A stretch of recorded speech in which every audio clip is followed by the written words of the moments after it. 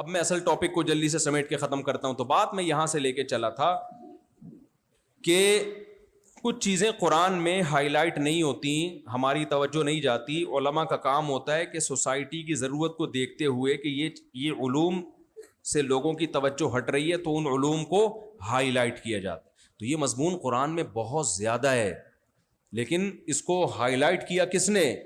بر صغیر میں, ساری دنیا میں نہیں. مولانا شلوی تھانوی نے بہت ہائی لائٹ کیا. وہ ہائی لائٹ کیا ہے بہت اہم اصول کہ کبھی بھی زندگی میں اس چیز کے پیچھے مت پڑو جو آپ کے اختیار میں نہیں ہے. ادھر توجہ, کبھی بھی زندگی میں اس چیز کے پیچھے بولو مت پڑو جو آپ کے اختیار میں نہیں ہے, اور جو چیز آپ کے اختیار میں ہے اس میں کبھی بھی سستی مت کرو.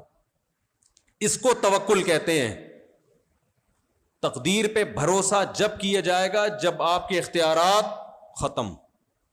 پھر جو ہو رہا ہے بھائی ما قدر اللہ, یہ کس کی طرف سے ہے؟ اللہ کی طرف سے. تو اب دیکھو, ایک ایتھیسٹ ہے, اس کا ایک کلپ میری نظر سے گزرا. اس سے کسی نے پوچھا آپ خدا کو کیوں نہیں مانتے؟ اس نے کہا یہ عجیب لوگ ہیں مسلمان, اوپر سے کوئی بندہ گر گیا اور ٹانگ نہیں ٹوٹی تو کہتے ہیں اللہ نے بچا لیا. کہتے ہیں گرایا کس نے تھا؟ وہ بھی تو اللہ نے گرایا تھا نا. یعنی اس کا مطلب یہ تھا کہ مسلمان بے وقوف ہیں, گرا جب اللہ رہا ہے تو بچانے کی نسبت اللہ کی طرف کر دیتے ہیں, تو گرایا بھی تو اللہ نے تھا نا. تو مطلب یہ کہ میں ایسے اللہ کو نہیں مانتا. بھائی کون کہتا ہے کہ گرایا اللہ نے نہیں ہے؟ گرایا بھی کس نے ہے؟ اللہ نے.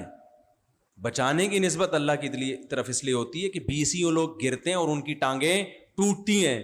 یہ گرا ہے جو نیچرل ہے گرنا, لیکن اللہ نے اس کی ٹانگ ٹوٹنے سے اس کو بچا لیا.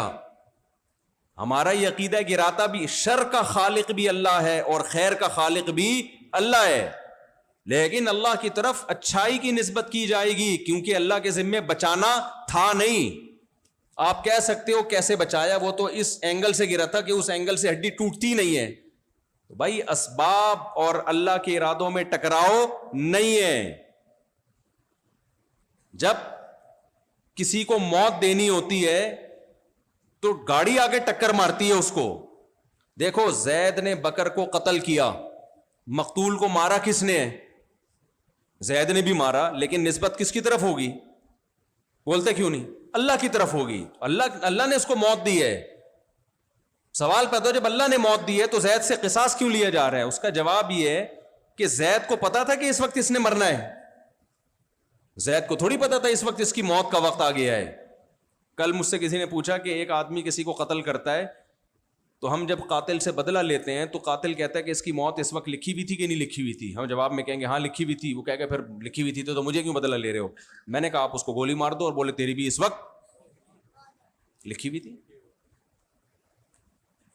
جس دلیل سے زید نے بکر کو قتل کیا ہے یہ کہہ کے کہ لکھی ہوئی ہوگی تو مرے گا, اسی دلیل سے ہم کس کو قتل کر رہے ہیں؟ حقیقت تو یہ کہ اللہ کے علم میں تو پہلے سے ہے کہ یہ اس کی موت لکھی ہوئی ہے, لیکن کمبخت تجھے کس نے بتایا تھا کہ لکھی ہوئی ہے؟ تو انسان کے اپنے ارادے کی وجہ سے پکڑ ہوتی ہے کہ تم تو سوچ سمجھ کے مار رہے ہو نا, تمہیں تھوڑی پتا تھا کہ اس نے مرنا ہے کہ زندہ ہونا ہے. تو ہر شخص نے اپنے ٹائم پہ ہی مرنا ہے, لیکن اس کی موت کچھ لوگوں کی کامیابی کا ذریعہ بنے گی, کچھ لوگوں کی ناکامی. جو دنیا میں ہو رہا ہے وہ پہلے سے طے شدہ ہے, لیکن یہ ہونے والا عمل کسی کو جنت کے قریب لے کے جا رہا ہے اور کسی کو جہنم کے قریب لے کے جا رہا ہے. اور یہ جو ایتھیس لوگوں کے اعتراضات ہیں نا, ان کے اعتراضات میں سے ہر اعتراض کا جواب نہ دیا کریں. ہمیشہ باطل لوگوں کے اعتراض کا جواب دینے کے بجائے ان پہ اعتراض کیا کریں. دیکھو مجھے ایک بات بتاؤ, ایک آدمی ہیروئن پی رہا ہے, صبح و شام کیا کرتا ہے؟ وہ سٹا لگاتا ہے, ہیروئن پی رہا ہے, اور آپ کو آ کے تانا دینا شروع کر دے سگریٹ کا کہ تمہیں شرم نہیں آتی سگریٹ کا دھوئیں سے تم سوسائٹی کے ماحول کو خراب کر رہے ہو.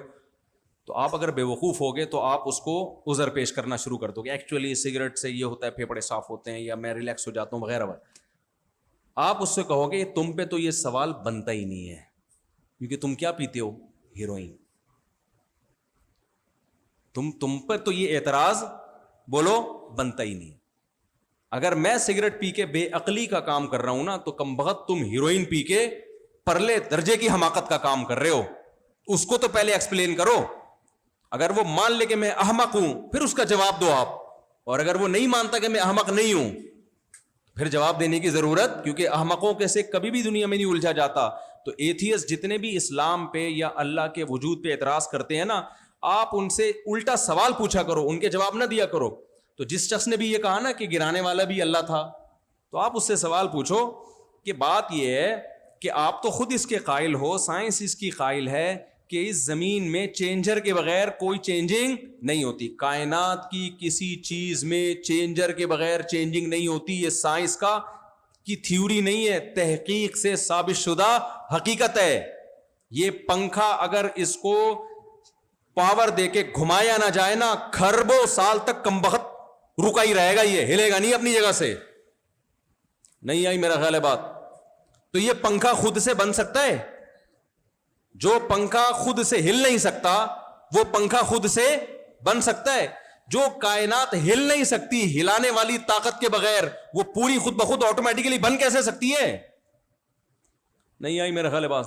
ان سے بولو پہلے اس سوال کا جواب دو بھائی، پھر ہم بتائیں گے اوپر سے اللہ نے گرایا ہے یا کس نے گرایا ہے، یا محلے والوں نے گرایا اس کو، پتنگ اڑاتے ہوئے گرا تھا یا کیلے کے چھلکے پہ پاؤں آیا تھا اس کا، کیسے پھسلا تھا.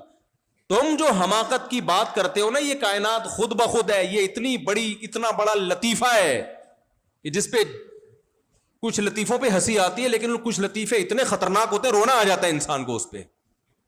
تو یہ وہ لطیفہ ہے جس پہ ہمیں تمہاری حماقت پہ رونا آ رہا ہے. تم جن سائنسدانوں کو مانتے ہو وہ کہتے ہیں کہ چینجر کے بغیر چینجنگ، بولو نا، نہیں ہوتی. چینجنگ زیادہ مشکل عمل ہے، یہ کریشن کا عمل زیادہ مشکل ہے. تو کریشن کیسے ہو گئی یار کریٹر کے بغیر؟ فوراً ایک پرانا گھسا پٹا سوال لے کر آتے ہیں کہ پھر خدا کو کس نے بنایا. تو بھائی سائنس کا یہ جو اصول ہے نا، چینجر کے بغیر چینجنگ ممکن ہے، خدا کے بارے میں نہیں ہے. یہ کس کے بارے میں ہے؟ اس کائنات کے بارے میں. کائنات خود سے نہیں بن سکتی، اس کو کسی نے بنایا ہے. اب جس نے بنایا وہ کائنات سے ہٹ کر ہے، تو اس پہ تو فزکس اور کیمسٹری کے لاز لاگو ہی نہیں ہوتے، تو عقل سے بالاتر ہے. تو یہ اتنی بڑی حماقت ہے نا کہ آپ خود مانتے بھی ہو تبھی تو سارے کام خود کرتے ہو. اگر یہ خود بخود ہو رہا ہوتا تو بیٹھ جاتے آرام سے. خود ہی سب چیزیں آتی ہیں، آپ کے منہ میں نوالے آتے ہیں، واش روم بھی خود ہی چل کے آ جاتا. اس کے لیے بھی بٹن دبانا پڑتا ہے. وہ ایک سست کا واقعہ میں سناتا ہوں نا. ایک بندہ بہت سست تھا، ابا اس کے بیزار ہو گئے کہ کم وقت کوئی بھی کام نہیں کرتا، تو ابا ایک اس کے لیے مشین لے کر آئے. ابا نے کہا چل میں ایک مشین لے آیا ہوں، سائنس نے ترقی کی، یہ بٹن دبائے گا ہر کام ہو جائے گا تیرا. ادھر بٹن دبائے گا ٹھک کر کے روٹی آئے گی، بٹن دبائے گا ٹھک کر کے چائے آئے گی. تو اس نے کہا ابا بٹن کون دبائے گا اس کو؟ تو جب بھی باطل لوگ ہوتے ہیں نا، باطل، کبھی بھی ان کے سوالات کے جوابات میں اپنی ٹائم ویسٹ نہ کیا کرو، ان سے سوال پوچھا کرو. میرے پاس ایک شخص آیا اور کہنے لگے کہ وہ حضرت فاطمہ کی وراثت لے لی تھی، اور معاذ اللہ وہ جو الزامات لگائے وہ یوں ہو گیا تھا، ظلم کیا تھا صحابہ نے مل کے. میں نے کہا تو کیا مطلب اس کا نتیجہ نکلے گا میں سنی مذہب چھوڑ دوں؟ میں سنی مذہب چھوڑ دوں نا، یعنی آپ کا مسلک اختیار کر لوں. تو میں نے کہا آپ کے مسلک پہ یہ اشکالات ہیں، مجھے اس کا جواب لے آؤ تو میں سنی مسلک چھوڑ دوں گا. میں نے کہا میں ان اعتراضات کو درست مان کے سنی مذہب چھوڑ دوں، بیچ میں دوسرا کوئی مسلک کوئی ہے ہی نہیں. آپ پہ تو اتنے اعتراضات ہوتے ہیں تو میں تو بیچ میں لڑک جاؤں گا. کیا خیال ہے بھائی؟ پھر میں ایک نیا فرقہ نکالوں گا، یہی ہوگا. تو لوگ فوراً اس کا جواب دیتے ہیں مسلک ہی چھوڑ دو نا، مسلک پرستی ہے ہی نہیں اسلام میں. یہ فضول بات ہے. نبی صلی اللہ علیہ وسلم نے 73 میں سے ایک کو کیا قرار دیا ہے؟ جنت. اور اگر یہ سارے ہی غلط ہوتے تو نبی کی دوسری حدیث ہے کہ میری امت گمراہی پہ کبھی جمع نہیں ہوگی اور میری امت کی تعداد جنتیوں میں سب سے زیادہ ہوگی. تو یہ ہو نہیں سکتا کہ 4 آدمی جن کا کوئی مسلک نہیں ہے وہ جنت میں جائیں، اور 4 ارب جو حنفی، شافی، مالکی، حنبلی، اہل حدیث ناموں سے موسوم ہے وہ سارے کہاں چلے جائیں؟ جہنم میں چلے جائیں، کیونکہ مسلک ہیں ان کے. نہیں آئی میرا آپ لوگ کو کچھ سمجھ میں نہیں آ رہا ہے. مجھے لگ رہا ہے سب اوپر سے گزر رہا ہے بھائی. کچھ میں سمجھا پا رہا ہوں اپنی بات؟ الحمدللہ الحمدللہ، ویری گڈ، زندہ باد. وہاں سے انگوٹھا آیا. اچھا خیر، تو 4 آدمی جنت میں نہیں جائیں گے بھائی، 4 کھرب. حدیث میں آتا ہے میری امت کی صفیں سب مفہوم سنا رہا ہوں، سب سے زیادہ یہ امت ہوگی اور گمراہی پہ کبھی جمع نہیں ہو سکتی یہ امت.